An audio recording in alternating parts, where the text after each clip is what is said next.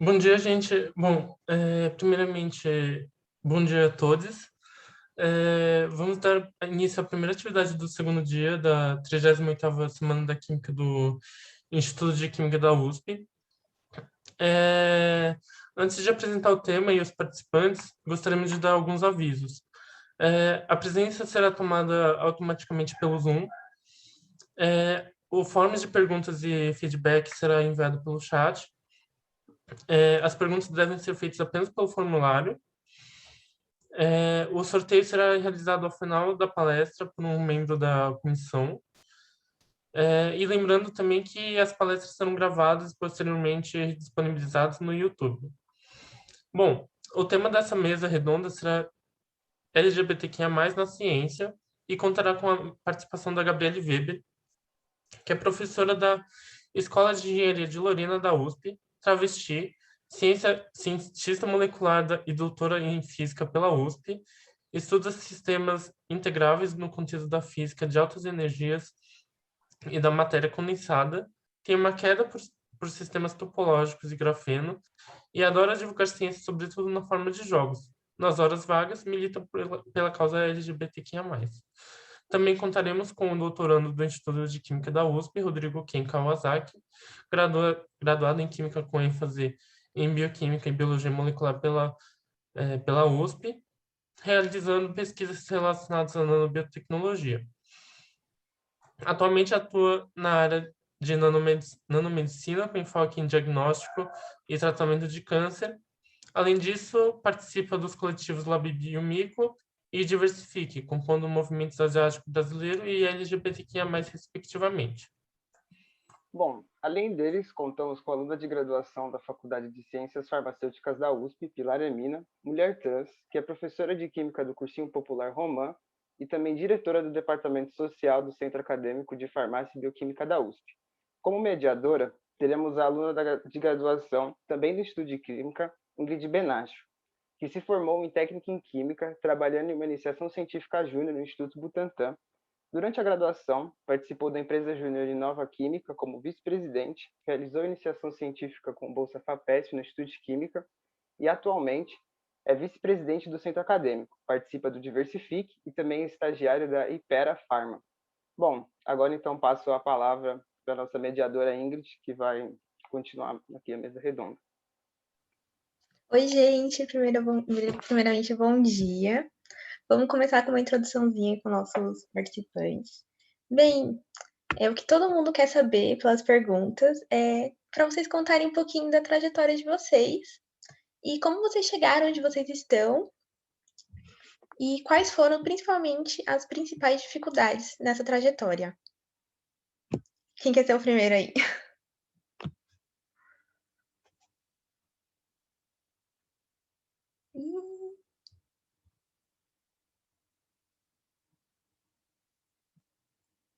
Pilar? Você fez uma carinha assim. Eu posso ser a primeira, eu tô um pouquinho nervosa, mas vamos lá. Eu comecei a minha trajetória desde o ensino médio, eu não sabia exatamente o que eu queria, mas eu sempre gostei de ciência, sempre gostei da área de pesquisa e eu sempre quis ser professora. Até que um dia eu decidi fazer farmácia, eu fiz cursinho popular para conseguir entrar na farmácia e hoje eu estou aqui. Em relação às minhas dificuldades, eu sempre tive alguns problemas em relação à questão financeira mesmo, porque às vezes eu olhava para os meus colegas de cursinho, eles tinham mais estrutura para estudar do que eu. Isso mexeu um pouco comigo, mas no final deu tudo certo. Eu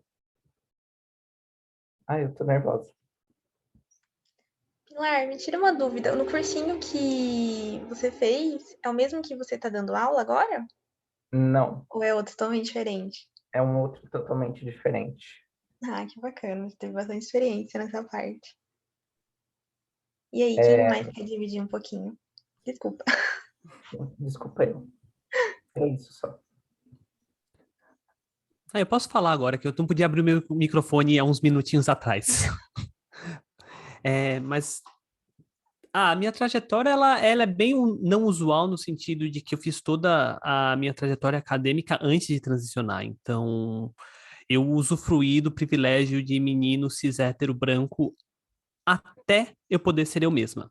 Então, isso bate muito com o fato, tipo, eu sempre quis fazer ciência, só que eu sou uma criança da década de 90, né? E na década de 90, qual que era a associação que existia com travesti? Prostituição.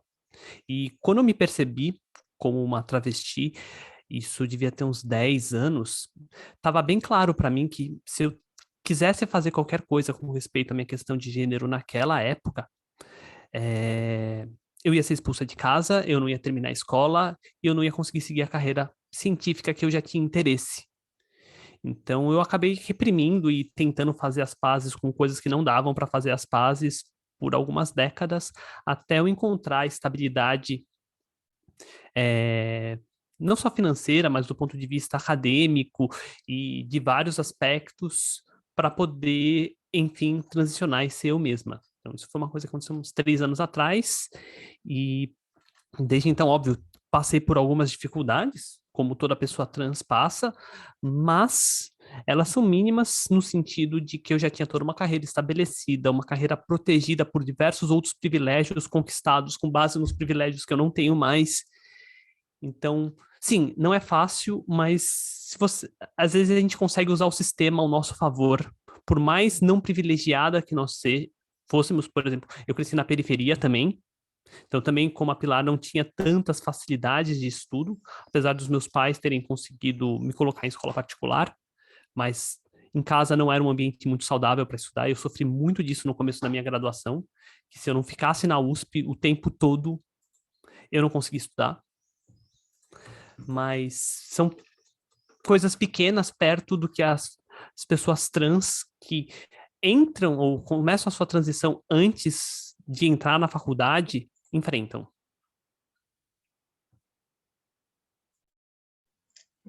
Teve algum momento que te marcou muito? Vários, mas agora de eu pensar se teve algum que me marcou mais. Foi quando eu saí do armário publicamente com todas as mensagens que eu recebi de alunos, tipo, de apoio, de inspiração e de carinho. Era uma coisa que eu não estava esperando. Eu estava esperando muito mais ódio vindo do que de fato aconteceu. Óbvio, eu recebi um pouco de ódio, sim, mas foi muito mais amor do que eu estava esperando. Que bom. Quem quer dividir um pouquinho? Oi, gente, bom dia. Então, a gente está falando de trajetória, né, dificuldades, né? Eu, primeiramente, quero dizer, né, que eu sou uma pessoa cis, né? Então, não tenho essas vivências, né, que pessoas trans, população trans no nosso país sofrem, infelizmente, né? Mas falando assim da carreira acadêmica, né, eu comecei a me interessar mais assim, pela ciência, na verdade pela área de química especificamente, né, que eu me formei em química quando estava fazendo técnico, que eu fiz técnico em meio ambiente, e aí um dia eu fui na feira da USP, descobri que existia química ambiental lá no IQ, né, aí eu fiquei, nossa, olha só que legal. Aí eu prestei, entrei no curso de química ambiental, só que aí ao longo da graduação eu fui vendo, tipo, ambiental não é bem a minha área, gosto mais da parte de biológicas, né, tipo, bioquímica, biologia molecular.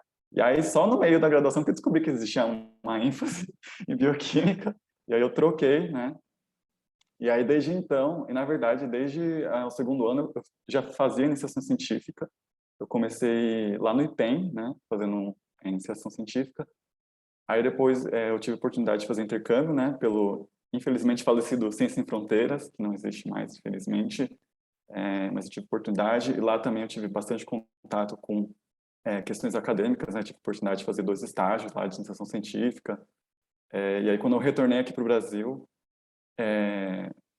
eu fiz ainda mais 2 ICs ao mesmo tempo, eu fui meio doido, tá, gente? Não façam isso, não recomendo, mas eu fiz 2 ICs ao mesmo tempo, eu fiz lá no IPT e no IQ, outra no IQ. Uma era porque eu queria mesmo fazer experiência, e a outra porque era meio que estágio obrigatório, mas também eu tinha interesse na área, né, que é na área de nanobiotecnologia, que é a área que eu tô hoje, né. E aí Depois disso, eu ingressei no doutorado direto, né? Porque eu já tinha certeza, tipo, eu quero ser pesquisador, também tenho essa vontade de ser professor docente, né? E, e aí, é mais ou menos isso, a minha trajetória, estou aqui. Só uma pequena observação. Quem foi a pessoa que me motivou a entrar na química? Não sei se ele sabe disso. É verdade, eu conheci a Sim, Ingrid quando eu estava fazendo uma das ICs. E conheci a Ingrid bem novinha. sim, bem novinha. Ele que foi me puxando para essa área. Eu queria fazer farmácia. Aí ele foi me puxando. Eu falei, ai, encontrei o meu caminho. Ah, Muito obrigada. feliz saber disso. Bem, gente, agora vamos falar um pouco mais, né? A gente vai sobre a trajetória, sobre o meio acadêmico e científico. Então, como que é ser LGBTQIA+, nesse meio? Vocês podem dividir um pouquinho? Olha, o que eu posso falar... Ah, Pilar, quer falar primeiro? Não, pode falar, depois eu falo. A primeira coisa é, não é fácil, tá? Existe, tipo, a academia... Assim, a nossa sociedade é o que que ela é? Ela é branca, cis heteronormativa e misógina. Então, o que que a academia acaba fazendo? Ela acaba estratificando ainda mais quem é a nossa sociedade. Tipo, é um processo de destilação, no final das contas. E quem é a cara da nossa academia, né? É o homem cis hétero branco, velho.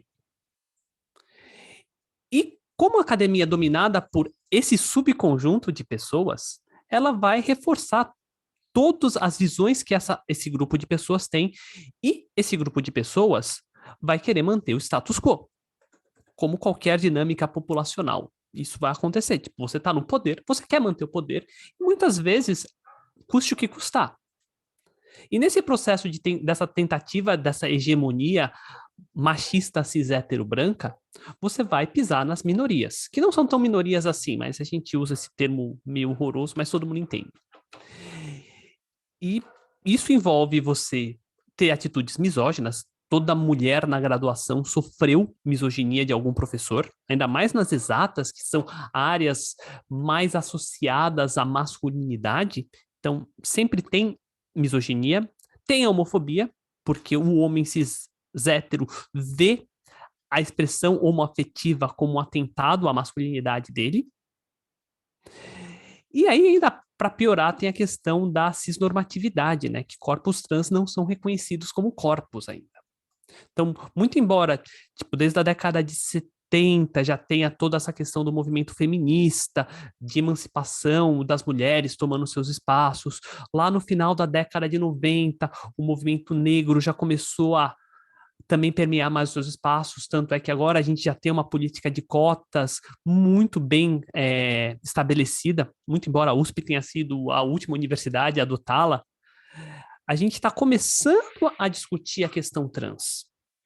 Então, para as pessoas trans, que acabam não só sendo relegadas do sistema educacional desde o começo, né? Não sei se vocês sabem, a idade média que uma menina trans é expulsa de casa é 13 anos. A coisa é muito complicada. A gente ainda está muito no tapar o sol com a peneira, porque precisa ter reformas muito importantes, não só no ensino de base, como na mentalidade das pessoas. E de que permitir que essas crianças trans possam ser elas mesmas desde pequenas. E porque isso é uma coisa muito brutal. Você se reconhecer numa coisa e não poder se expressar.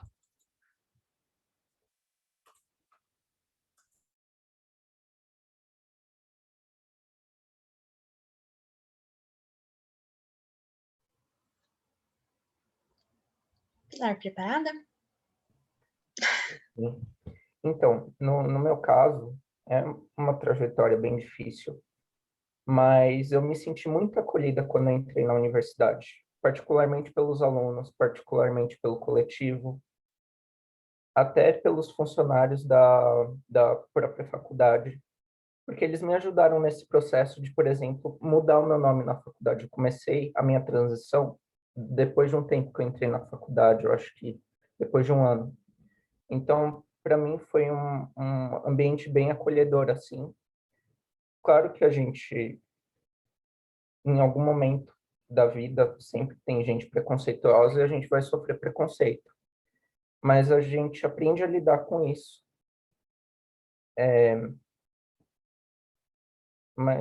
Mas é isso.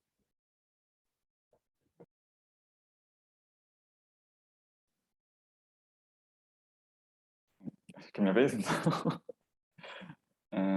Eu acho que a professora Gabi e a Pilar falaram bastante coisa já, né? E eu acho interessante porque, por exemplo, na minha trajetória lá no IQ, né? Eu entrei faz já um bom tempo, quase 10 anos, né? Então eu percebi essa mudança da universidade, do tipo de pessoa que frequentava o instituto, né? Assim, quando eu entrei, eu ainda não era bem assumido, sabe? Tipo, eu meio que me assumi mais assim durante a graduação, né? Fui descobrindo coisas e deu para perceber que houve uma mudança, assim, né? Eu acho que assim de tanto o panorama geral, né, quanto sociedade, que a gente teve várias questões vindo à tona, né?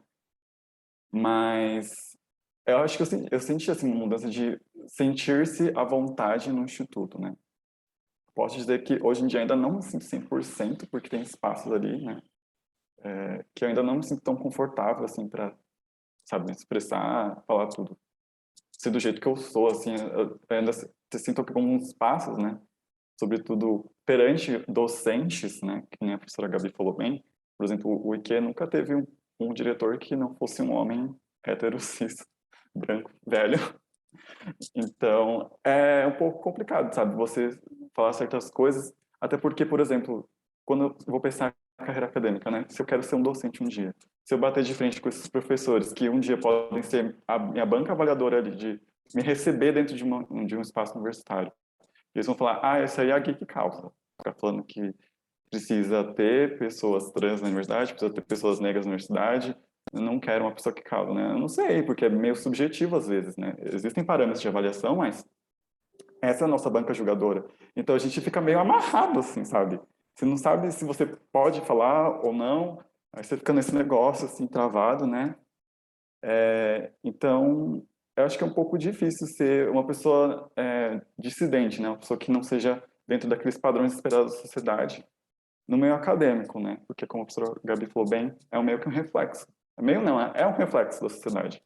É uma estrutura de poder, querendo ou não. São mini feudos ali dentro da USP, sabe? Então é um pouco complicado. Acho que tem gente que tem sorte, sabe? Consegue ter um ambiente super acolhedor, mas nem todo o ambiente é acolhedor na universidade, né? E a gente ainda está muito atrasado nessas políticas afirmativas dentro da USP. Isso é muito fato.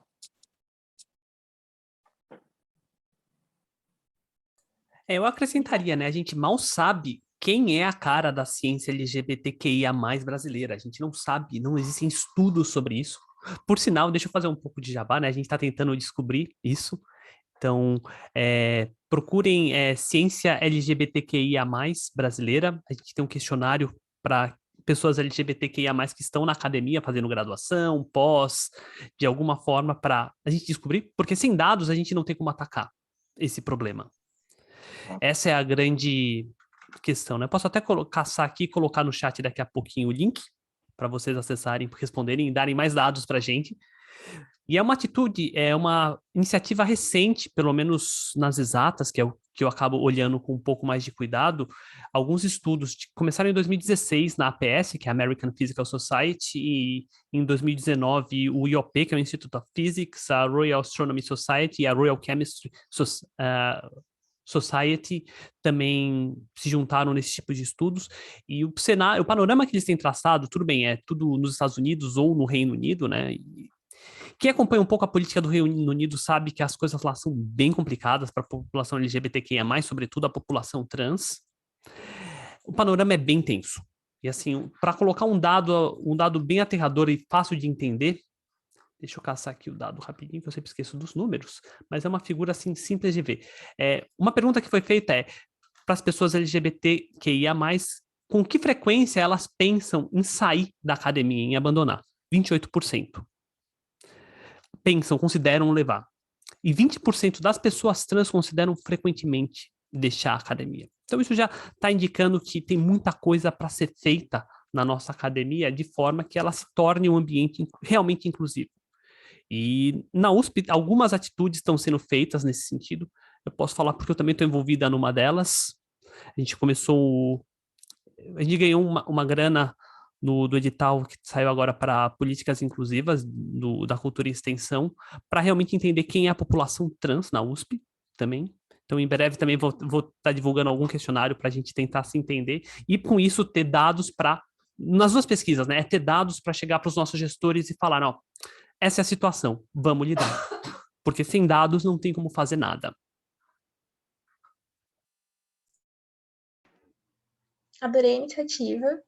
Parabéns. Eu nem sabia que existia algo do tipo. Vai ser muito importante essa divulgação, vou ajudar.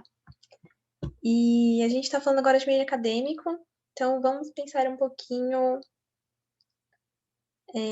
A questão é: vocês acham que existe, a gente já discutiu, uma diferença de oportunidades na academia para pessoas fora da cis heteronormatividade? Acho que todo mundo concorda com essa pergunta. Se alguém quiser discutir, falar algum ponto que vocês viram, uma vivência, vocês tiveram na prática.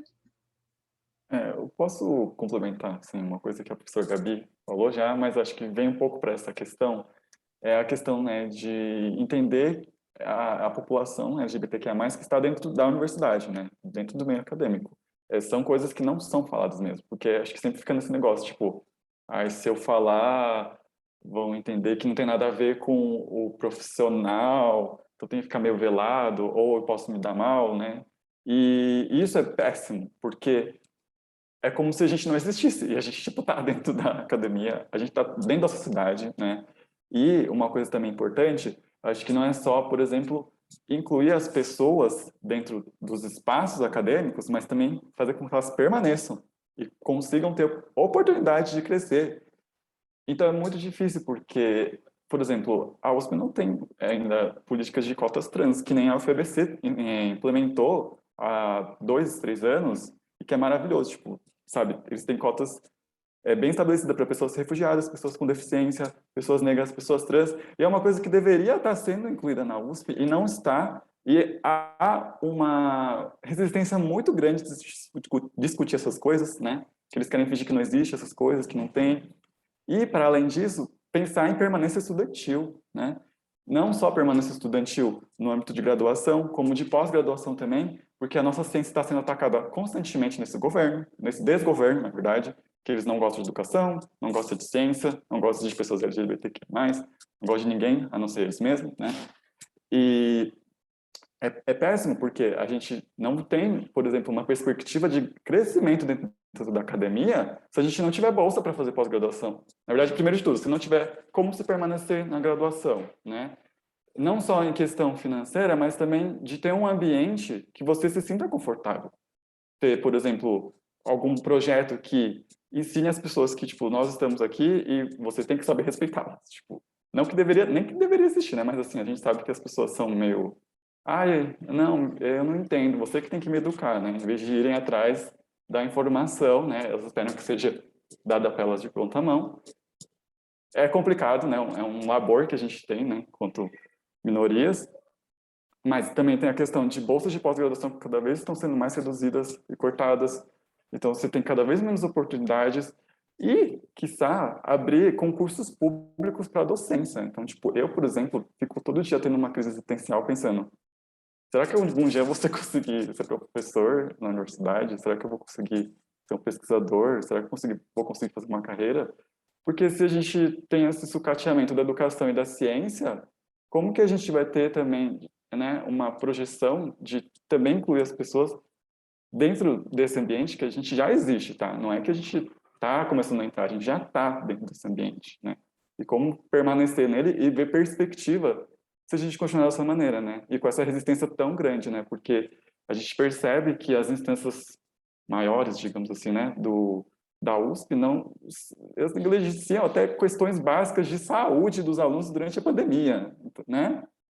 Então, são várias coisas que a gente ainda precisa lutar, sabe, por direitos básicos dentro da universidade.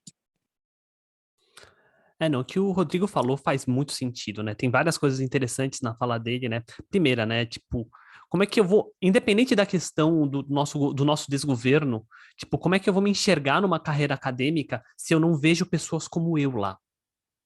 E aí o que acaba acontecendo é muitas vezes a gente acaba se reprimindo com medo de represália, foi o que o Rodrigo falou de medo do concurso. Ah, tá. E se as pessoas que podem vir me avaliar sabem que eu sou um gay espalhafatoso, ou se eu sou uma travesti?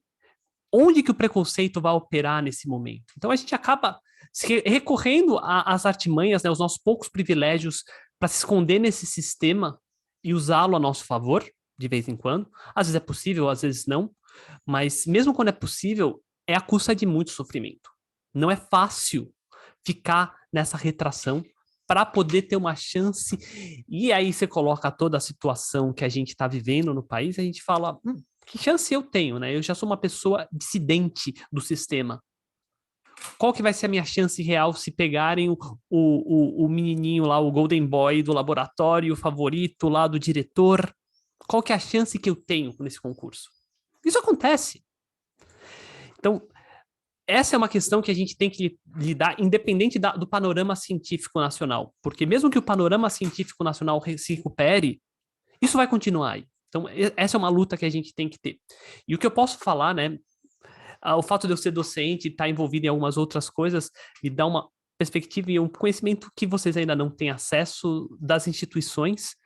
E o que eu posso falar é, eu estou na gestão atual da ADUSP, e existe um compromisso, um comprometimento muito forte com as pautas identitárias, a questão de parentalidade nessa nova diretoria. Então, a gente está começando a brigar ou pelo menos cutucar, né, a reitoria, tanto quanto a gente consegue, para brigar por esse tipo de cotas que são fundamentais.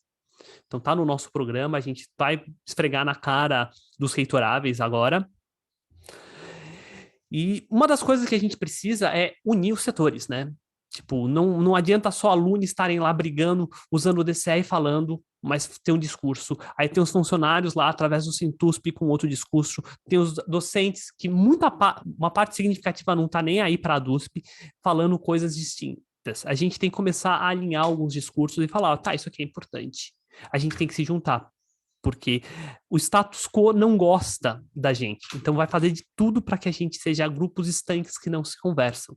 E a atual reitoria tem esse tipo de atitude, principalmente eu vejo isso como docente. Ela tenta separar os docentes, tenta colocar os docentes para brigar. Não sei o que vocês ficaram sabendo dessa progressão horizontal que teve recentemente. Basicamente, o que a reitoria fez? Ela fez uma rinha de docentes. Tá? E foi isso que aconteceu. A gente brigou entre a gente enquanto eles estavam lá no bem bom. Então a gente precisa se juntar e é importante ter esse diálogo com alunos, com alunos, na verdade, né? Vamos usar o gênero neutro também, por mais que enche o meu saco. E estabelecer que juntos a gente consegue alguma coisa. Sozinhos a gente vai ficar dançando na mão dos nossos burocratas que estão interessados mais em manter as coisas como estão e vender a USP.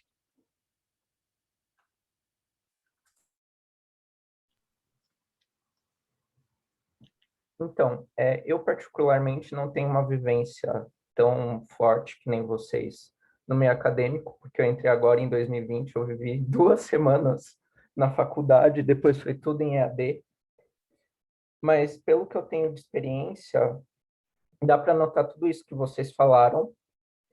Eu, por exemplo, eu só consegui me IC porque eu conheço a professora da IC, ela me conhece, a gente eu gosto muito do projeto dela, eu já conversei com ela, então ela me conhece. Eu só consegui o IC porque ela me conhece. Mas eu vivi outras situações fora do meio acadêmico, como, por exemplo, você percebe isso numa entrevista de emprego. Eu, por exemplo, eu passei por todas as etapas de uma entrevista de emprego, mas quando chegou na parte de entregar os documentos, eles me rejeitaram. Então, é uma coisa bem complicada mesmo. Às vezes a gente nem sabe lidar com isso. Por exemplo, por conta da pressão mesmo de estar em EAD, eu não sei se é a faculdade no geral, eu já pensei muito em desistir, mas eu paro e penso também, se eu desistir, o que vai ser da minha vida? A vida já é difícil para as pessoas LGBT. Se a gente não tem um estudo, se a gente não tem uma base, o que eu vou conseguir da vida? Então, é uma coisa que eu sempre paro para pensar. Eu acho que eu só não desisti ainda da faculdade por conta disso.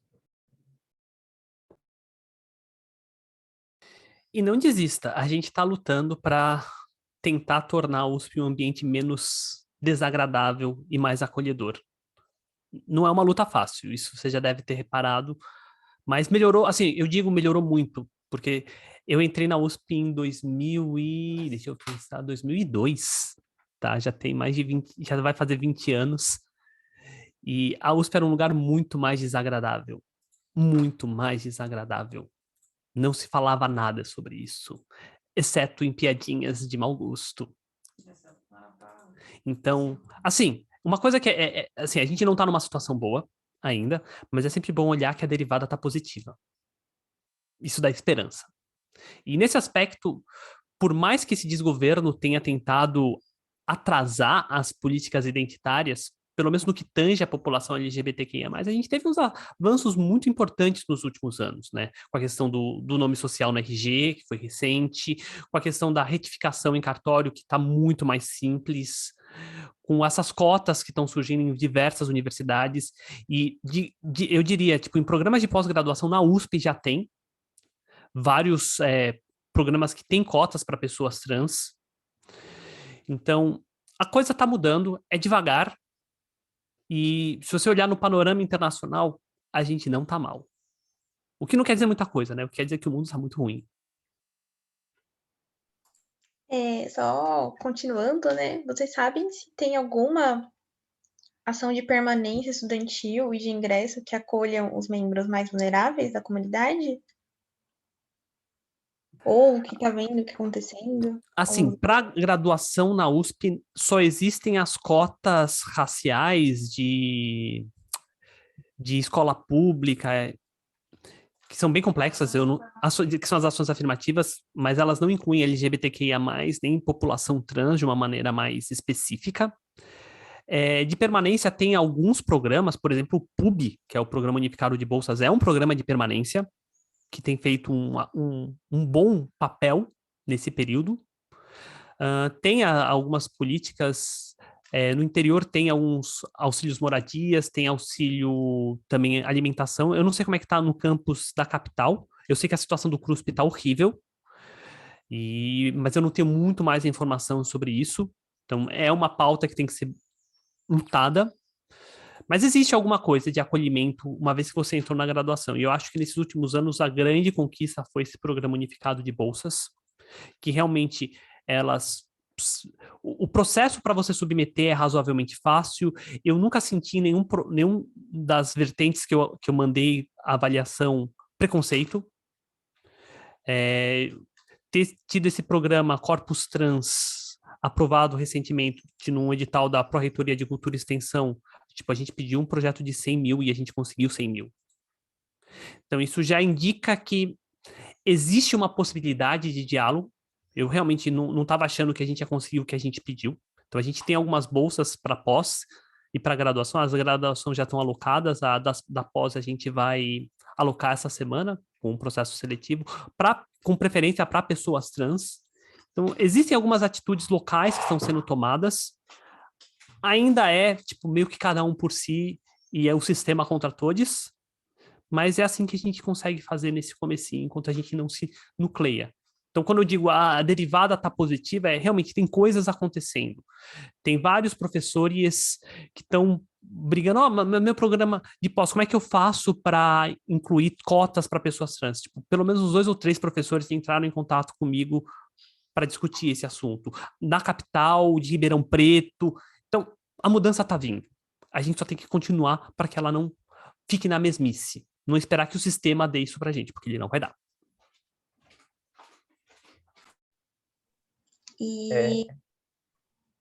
Pode falar.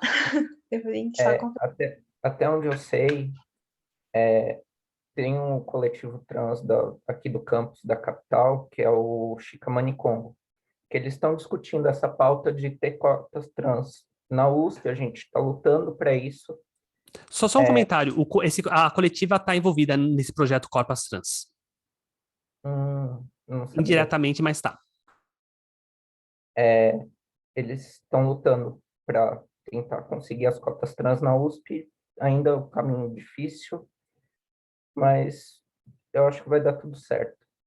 Uma coisinha só que eu queria comentar pensando na situação de uma pessoa LGBT que entrou na faculdade e não tem nenhum apoio da família, foi expulsa pela família de casa, por exemplo, mesmo conseguindo o auxílio, tanto a Bolsa Pública quanto o auxílio moradia, eu acho que é muito pouco mesmo. O auxílio, juntando os dois, dá R$ 800, eu acho que aumentou um pouco, acho que dá R$ 1.000. Não dá para pagar um aluguel, pagar uma luz, uma água, não dá para sobreviver direito. Então, pelo menos, eu acho que eles podiam aumentar esse auxílio.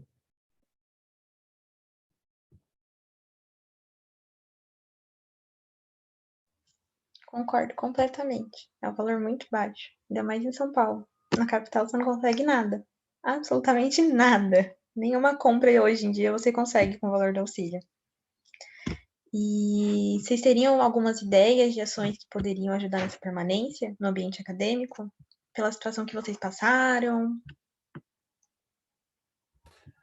Tem várias frentes, né? Para começar, essa questão que a Pilar levantou de reajustar os valores das bolsas, e eu não diria só das bolsas de permanência, mas das bolsas de uma maneira geral. Tipo, os valores estão completamente defasados, fora de qualquer realidade. Então, essa é uma briga bem mais geral do que olhando para a causa LGBTQIA+. E tem outras medidas que podem ser tomadas para tornar o ambiente mais agradável. Por exemplo, a questão da política de banheiros e espaços segregados por gênero, que para a população trans é uma coisa muito crítica. A unificação da política de nome social na USP, que também é outra coisa que a gente está em contato com o pró-reitor de graduação para resolver esse problema. Então, na verdade, a gente teve uma reunião recente com ele e ele pediu para a gente emitir um ofício, a gente emitiu o ofício e está no colo dele. Agora é cobrar para ver se ele vai fazer o que a gente pediu. E nesse próprio ofício a gente já pedia indiretamente cotas trans e toda uma outra política de apoio para a população trans, incluindo banheiros, incluindo nome social e equidade em bancas. Então tem várias coisas que estão sendo feitas, que é um processo lento e burocrático. Mas isso eu posso afirmar que tem gente lutando. Claro que se tiver mais gente lutando nesse processo, melhor. Porque quanto mais pressão, mais fácil do êmbolo subir. E a gente conseguiu o que a gente está precisando. Mas uma coisa que esbarra, isso eu vejo na fala da Pilar e do Rodrigo, é educação dos professores. Os professores, tipo, tudo bem, pode ter a melhor política, mas se é professor e continuar fazendo piadinha jocosa porque tem 2 meninos andando de mão dada, ou porque tem uma pessoa que se veste de uma maneira queer, ou porque apareceu por algum motivo o nome morto de uma pessoa trans e ele se recusa a usar o nome social. Não faz diferença a gente ter políticas boas se a gente tem lá, em algum momento desse sistema, uma parte que se recusa a entrar nessas políticas. Então, uma coisa que é fundamental e que também a gente precisa fazer, e é uma reflexão que nesse projeto Corpus Trans a gente vai fazer no futuro, quando a gente tiver já dados mais concretos, é de montar cartilhas para entregar para os docentes no sentido de vamos explicar como que a gente lida, porque, como quem falou, a população cis, hétero, está esperando que a gente explique para eles o que fazer. E, infelizmente, na situação que a gente está, a gente não tem o luxo, às vezes, de falar, não, olha no Google. Porque se você for olhar no Google, eu não sei como é que está agora, mas até uns meses atrás, era o travesti que estava no dicionário da Google. Então, não dá para a gente confiar que as pessoas cis hétero, brancas, vão se informar da maneira adequada. Eles vão se fechar nos clubinhos deles, propagar e destilar preconceitos. A gente precisa intervir. Infelizmente, é uma briga mais nossa ainda.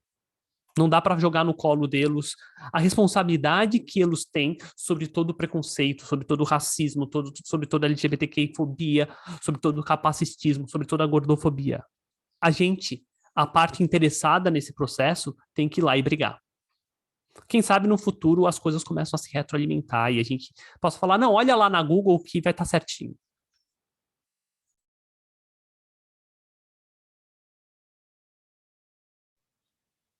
Isso lembra muito as discussões que a gente tinha no Diversifique sobre alguns termos específicos. A gente ia discutindo, uma pessoa dava a visão e a gente ia se entendendo. Que era bem bacana, inclusive. Agora, vamos pensar no futuro. Vamos pensar que passaram 10 anos. Como que vocês acham que vai estar a ciência no meio LGBTQIA+. Olha, o que eu acho eu não sei, mas o que eu espero e o que eu estou lutando é para que ela esteja com as cores do arco-íris. E que as pessoas possam... E que a ciência deixe de ser aquele ambiente estéril, né? Principalmente nas exatas, a gente tem... Foi outro ponto que o Ken tocou, né? De... A ciência não se importa com a sua identidade. Não é que ela não se importa, ela se importa muito, desde que você seja um homem cis hétero branco. Qualquer coisa fora disso não é para ser falado. Então, quero mais laboratórios que tenham a bandeira LGBTQIA+, estendida, que as pessoas possam falar sobre seus parceiros, sobre sua vivência, e sejam livres, porque tem estudos, por exemplo, um estudo da Nature falando que quanto mais diverso é o seu laboratório, maior é a qualidade da ciência que você produz, porque você tem mais pontos de vista, você traz mais vivências, você tem mais formas de fazer perguntas, mais formas de questionar. Então, é importante para a própria ciência, independente de olhar para a questão de diversidade, direitos humanos. Se a gente for usar bem a lógica do sistema de que só produtividade importa, a gente tem argumentos muito fortes. Uma ciência diversa é uma ciência melhor.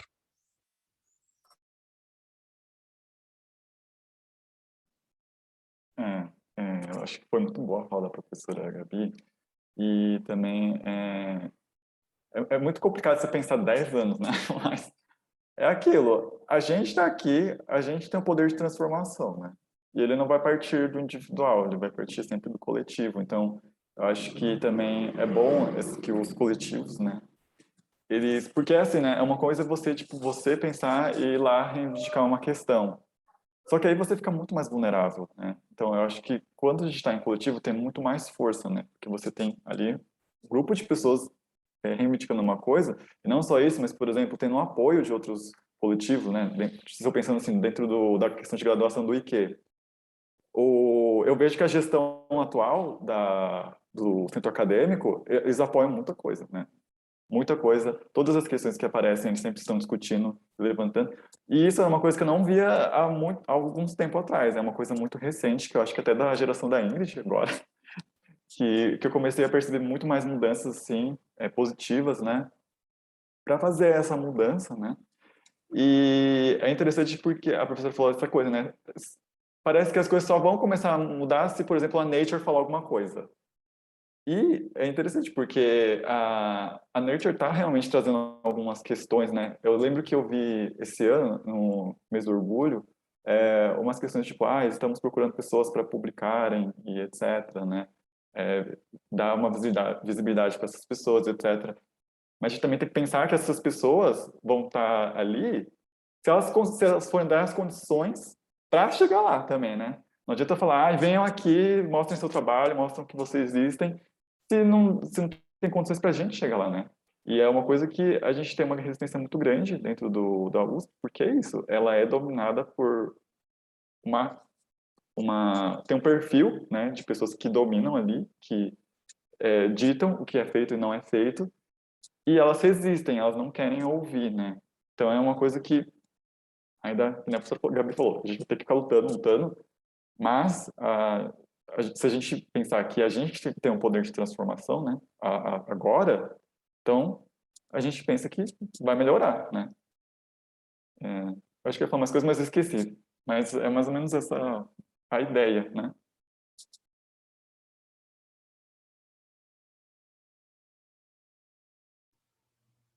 Pilar, e como você imagina daqui 10 anos?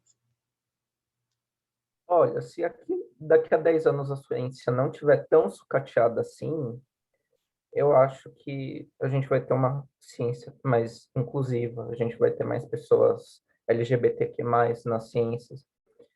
Por exemplo, hoje eu estou conhecendo a Gabi, ela é a primeira pessoa não cis que eu conheço que é professora universitária, eu não conheço mais ninguém.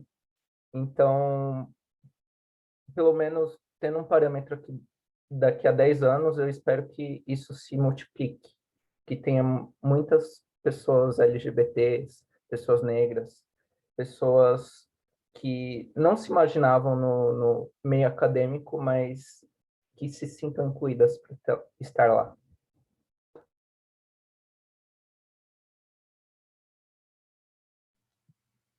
Bem, e vocês acham que a cobrança no meio acadêmico tem um impacto psicológico diferente em quem tem uma vivência fora do padrão? Eu não diria impacto diferente, eu diria que os impactos se somam, tá? A pressão psicológica para você produzir na academia, para você ser melhore no que você faz, eu acho que ela realmente ela é igual para todas as pessoas. Tipo, todo mundo que está na academia vai ter essa pressão de produtivismo, de excelência, de lidar com síndrome de impostor. O que acontece é, pessoas LGBTQIA+, pessoas negras, pessoas que estão em qualquer outro grupo minoritário, elas sofrem outras pressões psicológicas que vão se somar. E isso não é uma soma simples, né? Pode ter uma interferência destrutiva, no caso, e tornar a situação insustentável.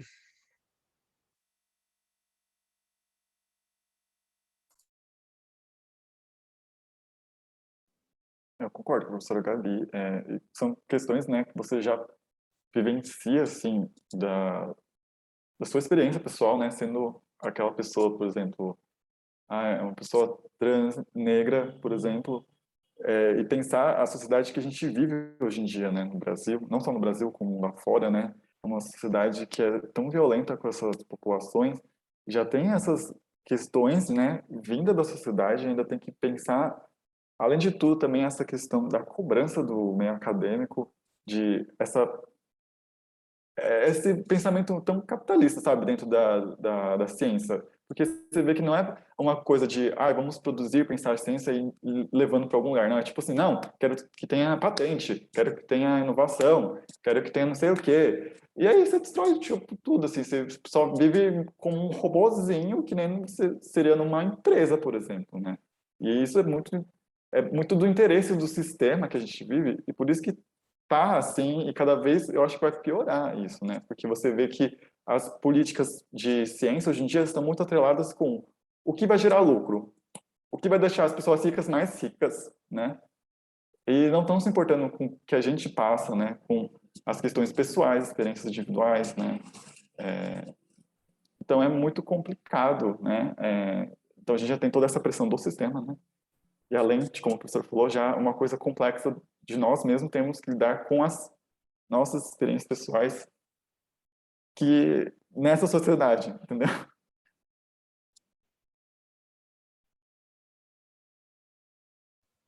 Acabaram as perguntas que foram feitas antes, agora a gente vai para as perguntas enquanto a gente estava aqui. E a primeira é: a população transexual sofre com inúmeros preconceitos interseccionados e se somam ao longo da vida. Como uma universidade centenária, elitista e antipopular, pode se posicionar a favor da comunidade transexual?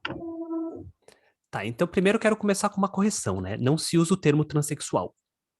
O termo correto é comunidade trans ou comunidade transgênero. Transsexual é um termo potencialmente transfóbico, que se refere apenas a um subgrupo das pessoas trans, na melhor das hipóteses. Então, comecemos por aí, não usar termos que são ruins. Segundo, como é que a universidade pode fazer isso? Com educação. E educação em dois aspectos, né? O primeiro aspecto é de você promover uma discussão mais abrangente na população geral sobre questões de gênero e diversidade de uma maneira geral. Então, se tem estudos falando coisas e promovendo a diversidade, isso vai ajudar a população geral a enxergar melhor algum certo subgrupo populacional e dirimir preconceitos. Então, esse é o primeiro ponto. E o segundo, que vem muito ao encontro do que a gente tem que discutir aqui, acho que foi a Pilar que falou, foi a Pilar que falou, da gente sobreviver dentro do sistema através da educação. Então, para pessoas de grupos minoritários, a educação é um mecanismo de ascensão social. Sem educação, a gente não tem como crescer na vida. Se você pega alguma pessoa que vem de uma série de falta de privilégios e você consegue fazer com que ela termine uma graduação numa faculdade boa, isso vai significar que ela tem maior chance de ser bem-sucedida na vida e ter uma qualidade de vida maior. Então, tem esses dois aspectos, tanto da população geral e quanto dessas populações oprimidas.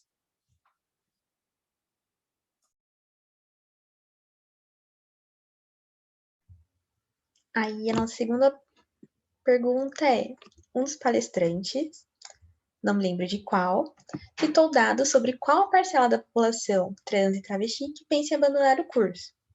Vocês têm esses dados para outros grupos ou os dados gerais de todos os alunos?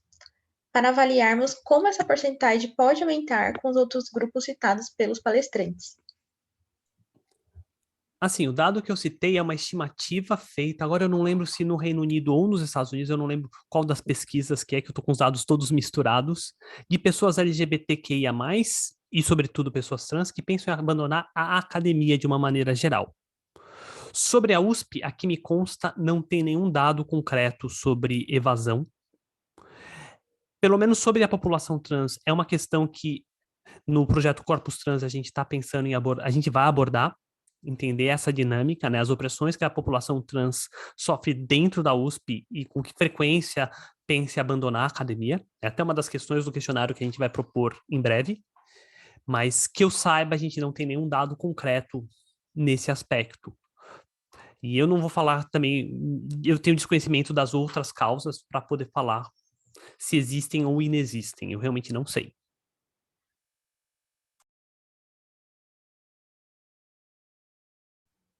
Nossa terceira pergunta é: gostaria de saber se vocês percebem alguma diferença no modo dos docentes ao tratar estudantes LGBTQIA+, dos demais, em especial LGBTQIA+, negros, e se há professores aliados.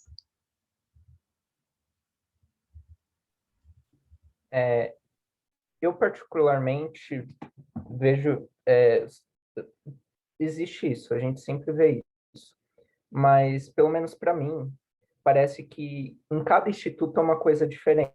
Por exemplo, na farmácia, pelo menos no primeiro semestre, a gente tem aula em tudo que é lugar. A gente tem aula no IME, a gente tem aula no IF, a gente tem aula no IQ, a gente tem aula no ICB, a gente tem aula na própria farmácia.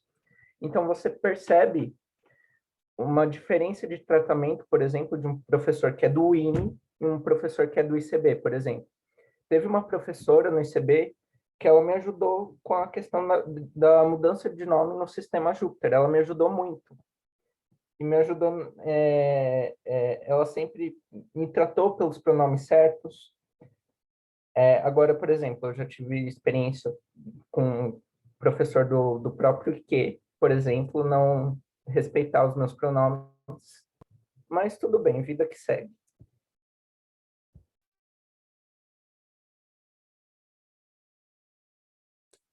Olha, a pergunta não foi para mim, mas se meus colegas às vezes me evitam nos corredores, que dirá com alunos, né? Então, sim, preconceito tem muito. Eu já peguei várias conversas de docentes falando, mas os cotistas aqui vieram para acabar com a universidade. Então, sim, existe muito preconceito ainda do corpo docente e muita coisa para a gente quebrar paradigma, ensinar. E docente deveria ser a primeira pessoa a aprender, mas infelizmente não é.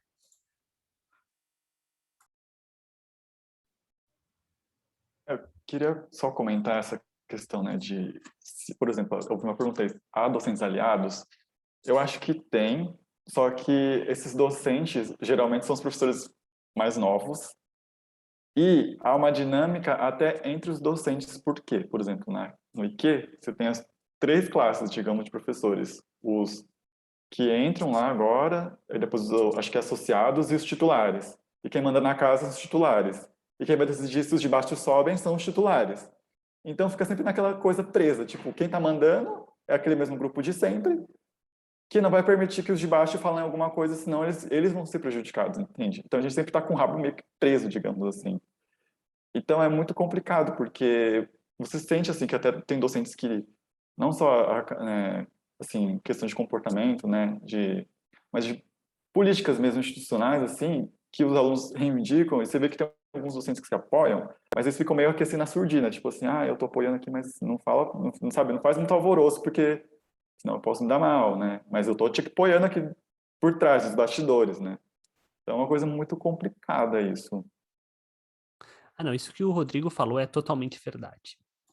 Apoiar algumas causas é meio que um suicídio acadêmico, infelizmente.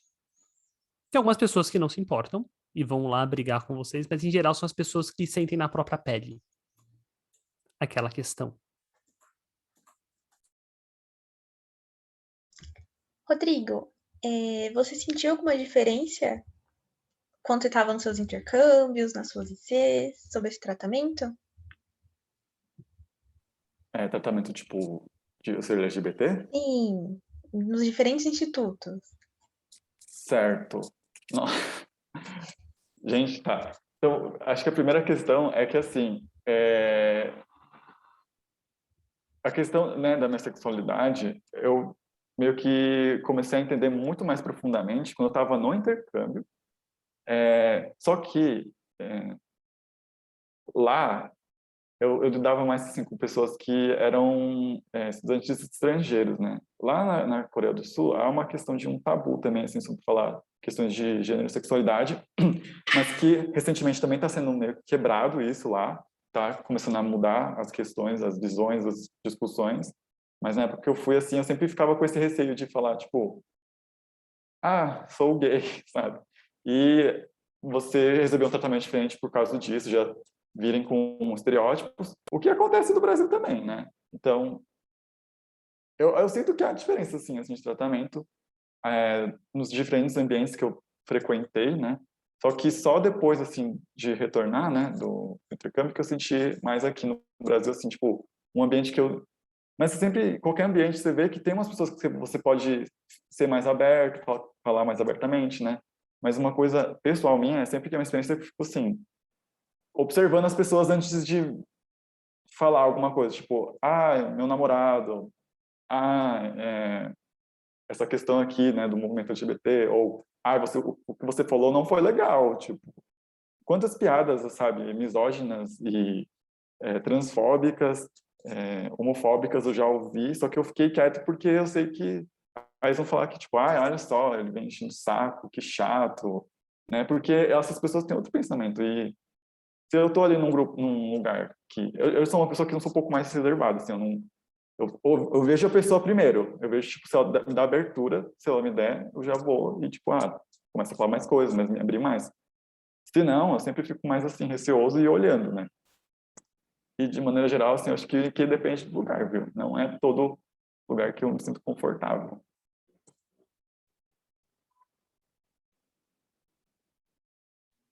A gente vai agora para nossa quarta pergunta, que é: muitas pessoas LGBTQIA+, se sentem acuadas em se revelar, por arriscar sua posição e sua segurança dentro da academia. Ao mesmo tempo, aumentar a visibilidade da comunidade é uma das melhores coisas para aumentar a aceitação dentro do ambiente acadêmico. E na sociedade em geral, é um caso de quem deve vir antes, o ovo ou a galinha. O que acham que pode ser feito a respeito? Mais pessoas deveriam se revelar para promover a aceitação ou o ambiente ainda é muito hostil para isso? Fiquem à vontade. É bem isso, né? O ovo ou a galinha. Quem que vem antes? E assim, não existe uma resposta pronta para isso. Eu não posso falar da comunidade LGBTQI em geral, eu posso falar mais da comunidade trans de uma maneira mais concreta. Existe uma discussão muito forte dentro da comunidade trans entre ser stealth, que é você ficar no armário e não revelar o seu status trans, muito embora você seja. Então, usar e abusar da sua passabilidade cis, versus você ser uma pessoa que advoga pela causa. E essa é uma questão, assim, se qualquer fórum de discussão trans que você vai entrar, essa questão vai aparecer e vão ter advogados fervorosos de cada um dos lados. A questão é a seguinte: se a gente não tem pessoas visíveis, a opinião pública não muda. Só que enquanto a opinião pública não mudar, as pessoas que estão visíveis, elas estão numa situação muito fragilizada. Então, o que acaba acontecendo é apenas pessoas que estão protegidas por alguma gama de privilégios ou que realmente perceberam que não tem nada a perder, vão ser as pessoas que vão advogar de uma maneira fervorosa. E isso vai acontecer, você vê desde Stonewall até hoje em dia, você vê quem são as pessoas que estão na frente dos movimentos. Ou são aquelas pessoas que já chegaram no topo e, tipo, tem um monte de privilégio para proteger, e eu me incluo nessa situação. E até aquele momento foi a mais sutil e mais invisível possível. E as pessoas que chegaram numa situação de que, ou eu faço isso ou eu morro. E, pelo menos na população trans, é muito isso, ou eu faço isso ou eu morro. E quando você confronta as coisas com a morte, as escolhas, elas ficam menos difíceis de serem tomadas em alguns momentos. Então, é essa a situação. Não tem uma solução fácil, quem me dera, porque para resolver a gente precisa ter pessoas mais visíveis, mas tendo as pessoas visíveis agora, elas vão tomar porrada.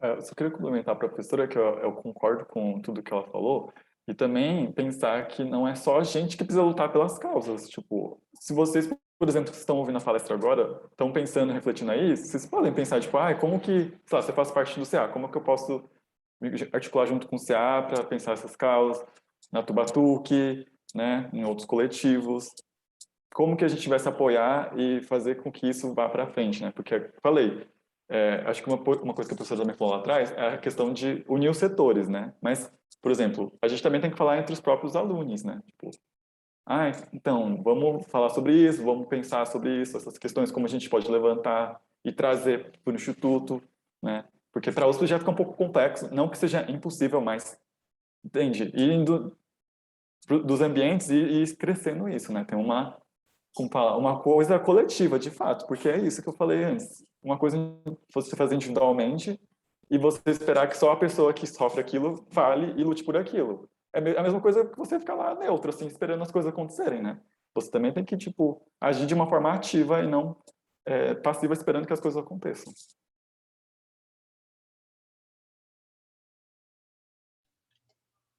Bem, agora a gente tem uma pergunta que eu acho que vai ser bem direcionada para a Pilar, que ela acabou de comentar, é que se existe algum processo oficial na USP para a utilização do nome oficial. Então, no meu caso, eu tinha conseguido, por exemplo, mudar o meu nome no sistema Júpiter antes de conseguir toda a minha documentação nova, mas eu não sei se para mudar na carteirinha, para mudar na própria universidade precisa dos documentos. Eu imagino que sim, porque assim que eu tirei o RG, eu encaminhei para a secretaria e eles já deram andamento no processo. Tecnicamente não precisa. Tá? Não precisa. Basta você. Eu não sei exatamente como é que funciona para alunos, mas quando eu entrei com o meu processo para exigir o uso do nome social, eu não tinha nenhum documento no meu nome. Então você não precisa. Eu acho que basta uma declaração de que você quer usar o nome social, blá, blá, blá, blá, blá. Mas aí tem toda a burocracia de para quem que você vai mandar. Tinha um tutorial até um tempo atrás lá na Pró-Reitoria de Cultura e Extensão, grupo de diversidade. Agora tá fugindo o nome exatamente, mas tinha um tutorial. O problema é as coisas não funcionam como deveriam funcionar. Então, existe um protocolo. O problema é esse protocolo não funciona e a parte mais complicada, isso é um dos problemas que a gente constatou, tudo bem, você conseguiu mudar no Júpiter, mas você precisa, por exemplo, você está com uma bolsa no Juno, aparece aí no seu nome morto no Juno. Então, assim, tem várias problemáticas, existe uma certa vontade institucional de resolver isso, mas ainda não está funcionando perfeitamente. Espero que até o final do ano a gente consiga ter um progresso nesse aspecto e ter um processo mais unificado e mais claro de como lidar com a questão do nome social. Para você conseguir todos os documentos é um processo muito difícil ou é só cartório? Então, no meu caso, O primeiro documento que eu tirei para conseguir tirar todos os outros foi a certidão de nascimento. Eu achei que ia ser um processo muito mais complicado, mas foi muito rápido. Eu até me surpreendi, porque antigamente era uma burocracia, tinha que ir lá esqueci o nome de onde tinha que ir, mas tinha que ir em algum lugar. Mas hoje em dia é só ir no cartório e a sua certidão nova sai em 5 dias úteis. Você tem que pagar pelo processo, infelizmente, não tem, até onde eu sei, não tem nenhum tipo de isenção que você consiga, mas é um processo rápido. Assim, o que a Pilar quis dizer, antes era via processo judicial. Você tinha que entrar com um processo contra o Estado para conseguir a sua mudança de nome na certidão de nascimento. Hoje em dia você consegue ir no cartório, é muito mais fácil, mas não quer dizer que seja fácil, não. Porque você tem que juntar, tipo, pelo menos os 10 certidões negativas e detalhes. Muitas vezes você tem que pegar uma certidão nova, recente, no seu nome morto, para poder conseguir a nova. Então, assim, é um processo que é trivial no sentido, tipo, bem esquematizado, não depende da boa vontade de ninguém, como dependia antes. Só que não é um processo necessariamente rápido, porque depende dos trâmites de cada cartório, de você conseguir juntar todos esses documentos, e ele não é barato. Eu lembro que eu gastei uns R$ 500 no meu processo. Então, essas são questões. Mas, de novo, é um processo que é muito mais trivial do que era antes. E aí o que vem depois tipo, você tem que propagar o seu novo nome por todos os documentos. E eu vou te falar, depois de 2 anos retificada, eu ainda não terminei esse processo. Porque é muito chato.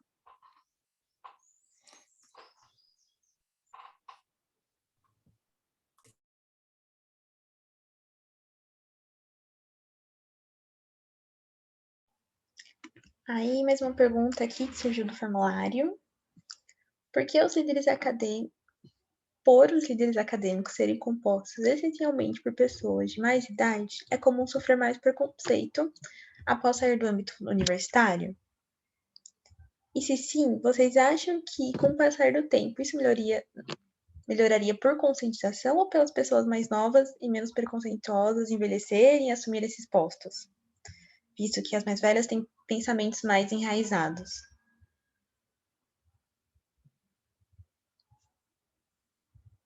E essa pergunta.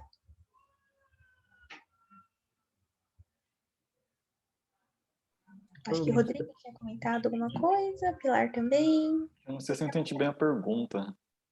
Eu vou reler aqui. Por os líderes acadêmicos serem compostos essencialmente por pessoas mais velhas, é comum sofrer mais preconceito após sair do âmbito universitário? Essa é a primeira. E se sim, vocês acham que, com o passar do tempo, isso melhoraria por conscientização ou pelas pessoas mais novas? Calma aí que tá passando o carro da Cândida. Pelas pessoas mais novas e menos preconceituosas envelhecerem e assumir esses postos, visto que as mais velhas têm pensamentos mais enraizados. Deu para entender? Eu acho que mais ou menos o que a pessoa quer perguntar é com o passar das gerações, né?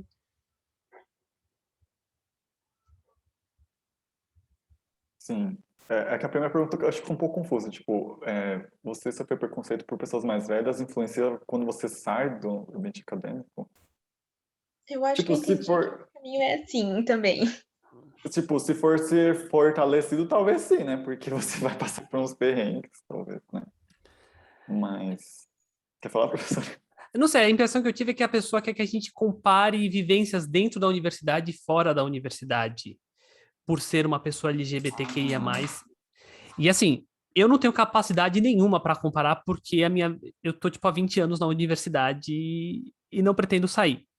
E quanto à segunda parte, que é esse conflito geracional, em tendência é o que acontece, né? Você espera a gerência morrer para a nova leva assumir. Teoricamente, ela vai ser um pouco mais progressista. Mas há controvérsias. Olhe para os jovens de hoje também.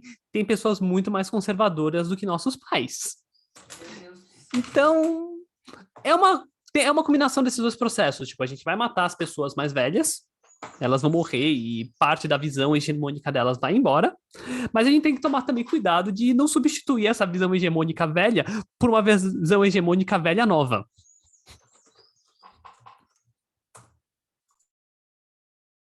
Eu acho que a professora falou tudo. E também pensar que não é porque, tipo, é uma pessoa LGBTQIA+, ali naquele espaço, que ela vai lutar pela causa. Vejam que a gente tem um governador hoje em dia gay que apoia Bolsonaro.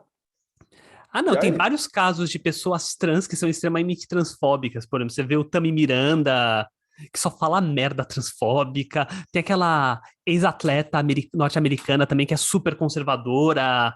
Então, assim, tipo, não é porque você é de uma minoria que você é pró daquela minoria, tipo, que você é parça na luta.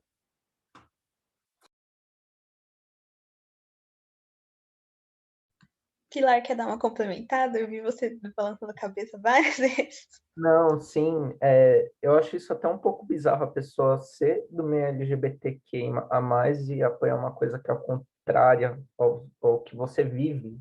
Eu acho isso muito bizarro. Mas aí tem muito a ver com a questão dos privilégios que protegem essa pessoa. Ela já, pelo fato dela ser tão privilegiada, você vê tipo o Tami Miranda, você vê essa ex-esportista norte-americana, você vê o governador, acho que do Rio Grande do Sul, e tem uma série de privilégios que essa pessoa está sendo protegida que ela já não se enxerga mais pertencente à classe social das pessoas LGBTQIA+. Então ela acha que ela faz parte da cis-heteronormatividade, mas ela não faz parte.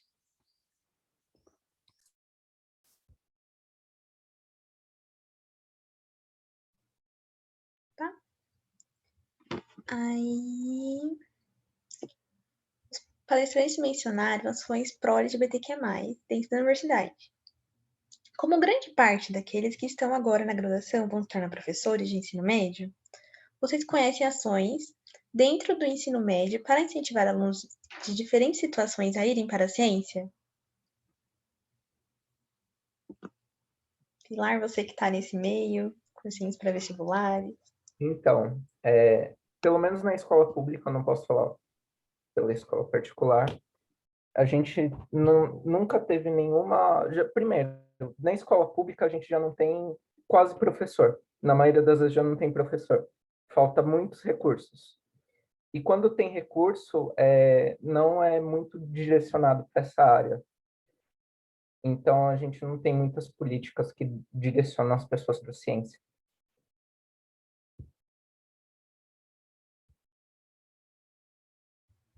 E qual que você acha que seria uma política necessária nesse meio?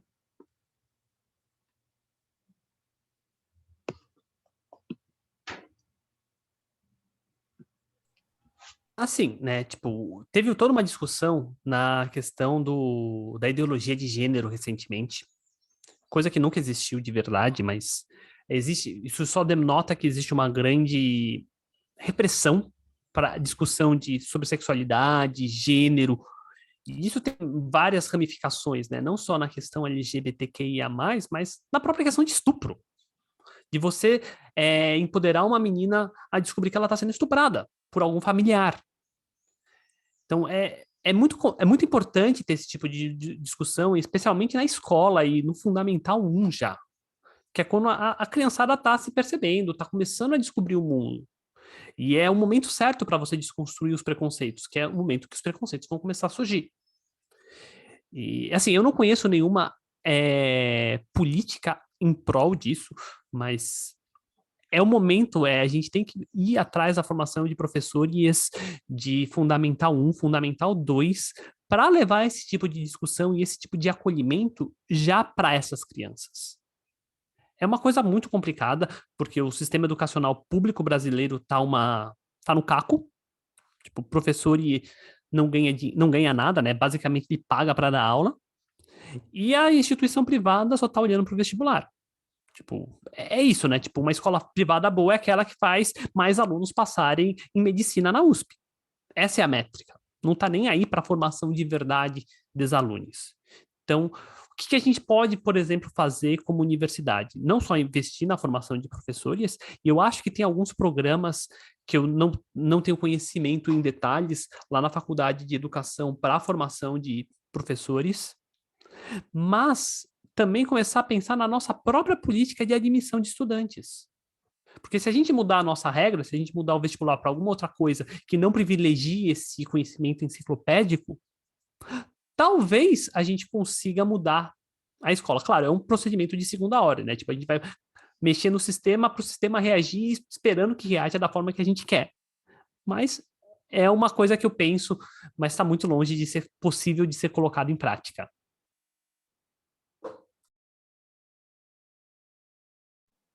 Eu só queria complementar, a gente está adorando as associações que a professora está fazendo com psicoquímica, mas assim, a questão de pensar, né, o ensino básico é uma questão muito complexa, porque a gente não depende só da universidade, mas também do governo, né, das prefeituras, do estado, no federal também, né.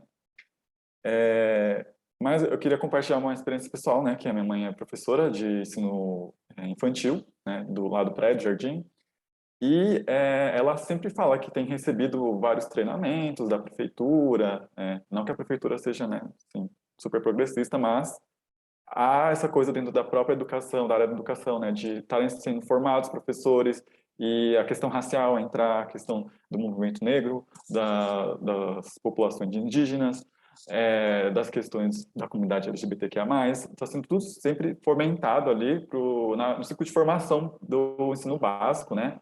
Mas uma coisa que eu acho que é interessante que a universidade poderia fazer, né? Porque um dos braços da universidade pública, em teoria, é a extensão, né? Cultura e extensão. Então, fazer mais esses programas de tentar levar a questão da ciência, né? Para fora da universidade. E um programa que eu acho bem interessante, não sei se é do IO exatamente, mas eu lembro que tem um que acontece todo ano, que eu sempre vejo, que é falar mulheres na ciência, né? Então convida meninas lá do ensino fundamental, né?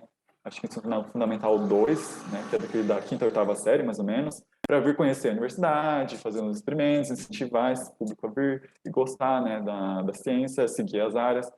E eu nunca tinha pensado nessa questão de específico da comunidade LGBTQIA+, né? Mas eu acho que é uma coisa também a se pensar. E mais programas desses surjam, né? Assim, né? A pandemia ela trouxe uma coisa muito boa. A divulgação científica nas redes ficou muito, muito, muito mais forte. Teve uma explosão absurda de canais de divulgação científica e canais cada vez mais diversos. Eu não vou negar, porque também outro jabazinho, né? Tipo, eu coordeno um canal de divulgação junto com a minha esposa, chamado Mamutes na Ciência, aquela pessoa toda feliz aqui. Então, sigam no Instagram, né? Mamutes na Ciência mesmo, é o nosso E a nossa proposta é falar de ciência de uma maneira descomplicada, sem jargões e dando uma ênfase em diversidade. Então existem outros vários canais muito legais, tipo a Bibi Bailas tem feito um trabalho muito legal em desmistificação de conceitos científicos e pseudociências. Tem divulgação científica para tudo quanto é gosto e para tudo quanto é idade. O que é difícil agora com toda essa oferta, é achar o que te agrada, a linguagem que ressoa com você. Mas abre o YouTube, abre o Twitter, abre o Instagram, você vai encontrar algum canal de divulgação científica que vai falar do que você quer, olhando para o nicho que você quer.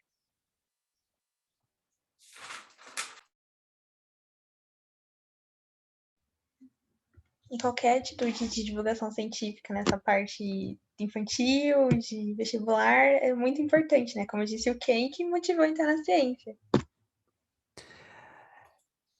Agora eu não vou lembrar o nome do canal, mas semana passada a gente estava vendo uma live do Universo Genial, que ele estava falando com, tipo, a dupla Big Bang. Minha esposa lembrou bonitinho. São duas meninas, tipo, que estão ainda no fundamental do 1, que fazem divulgação de astronomia. É a coisa mais fofa que existe nesse universo.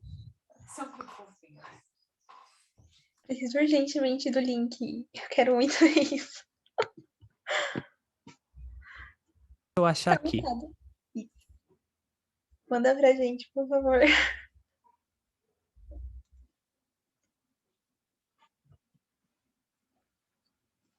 Enquanto você vai procurando fazer mais uma pergunta. Muitíssimo obrigada. A professora doutora, ativista e mulher trans, Leilane Assunção, enfrentou na academia, mesmo após seu ingresso como professora na UFRN, uma série de ataques transfóbicos. Morta aos 35 anos, nos mostra com exatidão os gráficos expectativas de vida da população trans no Brasil. Quais os principais enfrentamentos da população trans como docentes na universidade? Olha, o primeiro enfrentamento é vir e falar. Existir. Existir é o primeiro enfrentamento, porque pensa no estereótipo do aluno que entra na USP. Tá? Mudou bastante o perfil médio do aluno uspiano nesses últimos anos com as políticas afirmativas, com as ações afirmativas, mas ainda existe todo esse estereótipo. E aí, pensa ainda mais nos cursos mais elitistas, tipo engenharia, direito, medicina. E aparece uma professora trans como dando aula lá. Sim, eu dou aula numa escola de engenharia. Então, por isso que eu estou usando esse exemplo em particular. Isso já é uma ação de enfrentamento. Porque o que vai acabar acontecendo? Primeiro, aluno não vai estar esperando isso. Vai estar esperando um homem cis hétero branco velho para dar aula. Segundo, vai quebrar a cabeça desse aluno. Esse aluno vai falar, por exemplo, com suas genitorias. E isso vai começar a gerar todo um bafafá. Tá? Toda uma discussão sobre a causa. Então, essa é a primeira coisa, né? Tipo, você mostrar a cara, né? Voltando àquela nossa discussão sobre visibilidade. A primeira ação de enfrentamento é mostrar a gente existe e a gente está aqui para ficar. E a gente está aqui para lutar para que outras pessoas como a gente tenham as mesmas oportunidades. E aí entra na segunda parte da pergunta, né? Uma vez que a gente tem um pouco mais de poder decisório, a gente pode começar a lutar por políticas afirmativas, por políticas de inclusão, por educação e letramento da nossa sociedade. Então, primeira coisa, no meu ver, vamos começar a mostrar a cara. E sim, Pilar, existem várias professoras trans que eu conheço.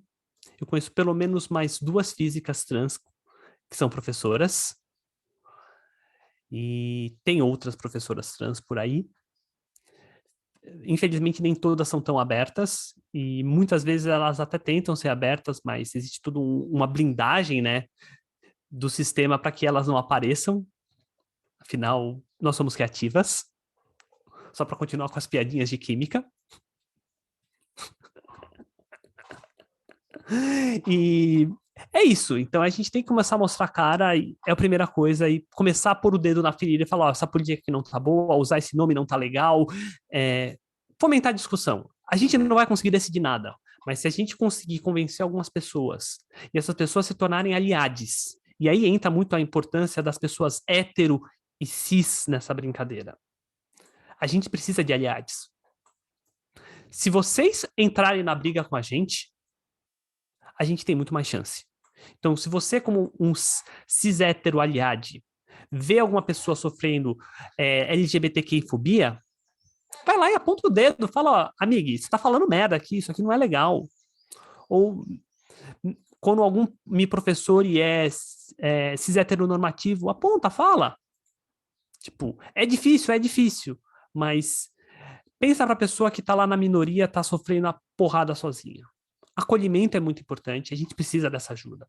Uma coisa que pessoas cis nunca pensam, mas que é muito difícil para as pessoas cis: uso de banheiro. Tá? Se você tem alguma amiga trans e você usa o mesmo banheiro que ele, se ofereça para ir junto com ele ao banheiro. Isso faz muita diferença. Então, essas são pequenas ações de enfrentamento contra a LGBTQI-fobia institucional que todos nós podemos fazer.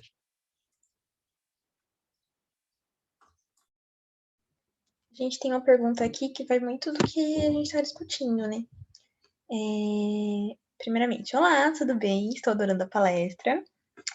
Bom, eu sou de Bauru e quando morava aqui, nosso time de vôlei foi alvo de muitos ataques por contratarem uma atleta transgênero. Muitos alegaram que, por nascer no corpo masculino, ela não poderia jogar com o restante das mulheres. Como vocês enxergam essa participação da comunidade transgênera nos esportes? Então, se até as Olimpíadas se as Olimpíadas, que são as Olimpíadas, aceitam atletas trans, quem é você para julgar? Então, claro que existe nas Olimpíadas, por exemplo, existem vários parâmetros que eles utilizam, tipo, dosagem de hormônio, etc. Mas existem atletas trans nas Olimpíadas, então não tem o porquê a menina não jogar vôlei ali. Não tem o porquê, não faz sentido. E sobre essa questão hormonal, as próprias mulheres cis têm que testar testosterona para poderem competir entre as mulheres.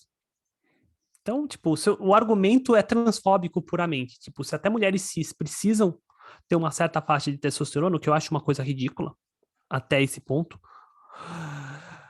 podem competir, mulheres trans que tiverem naquela mesma faixa, não tem por que não poderem competir. Porque realmente, eu entendo a questão da testosterona, porque a testosterona é um hormônio anabolizante e tem todo um impacto no desempenho. Sim, mas aí daqui a pouco o que a gente tem que fazer não é dividir entre feminino e masculino, é por faixas de testosterona, da mesma forma que a gente tem algumas categorias de esporte que são por faixa etária. Então vamos dividir as Olimpíadas por faixas de nível de testosterona.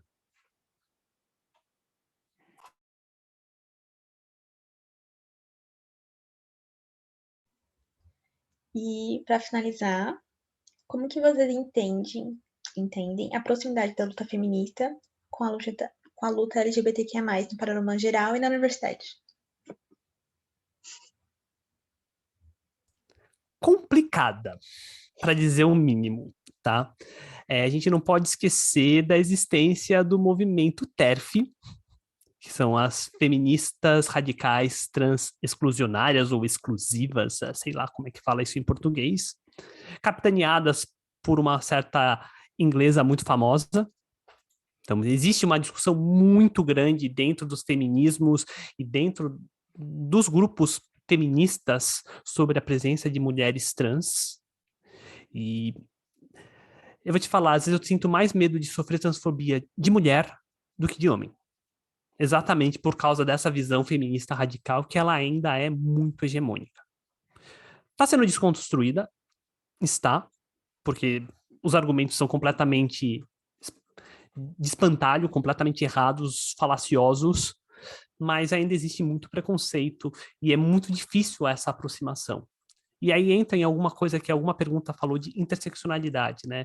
Se o seu feminismo não inclui a faxineira, não inclui a mulher negra que mora na comunidade, não inclui a travesti que se prostitui, o que o seu feminismo inclui? Só as mulheres brancas que são de classe média alta? E aí entra aquela frase do Paulo Freire, né? Quando a educação não é plena, o sonho do oprimido é virar o opressor. Porque é isso que acaba acontecendo nesses grupos feministas.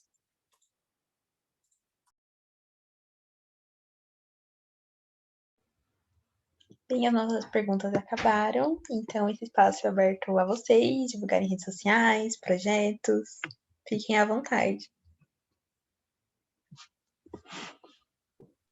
Então, eu lembrei de uma pergunta que fizeram a respeito da mudança da documentação, e eu lembrei que para fazer esse processo eu usei uma cartilha, a cartilha do Popa Trans, daí eu vou colocar aqui no chat para quem precisar. Ela me ajudou muito porque lá tem a orientação de todos os documentos que você precisa, onde você precisa ir para tirar esses documentos, então é muito bom, assim.